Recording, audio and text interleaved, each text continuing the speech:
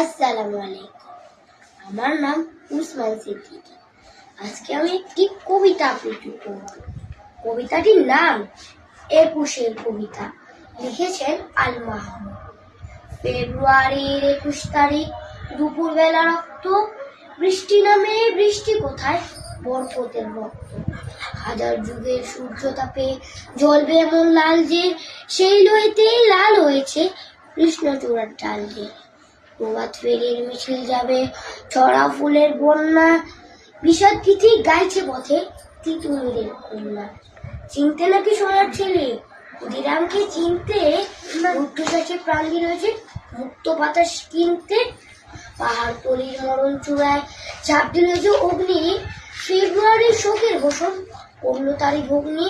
প্রভাত ফেরি আমায় নেবে সঙ্গে, বাংলা আমার বচন, আমি জন্মেছি এই বঙ্গে। সকলকে ধন্যবাদ। আসসালামু আলাইকুম।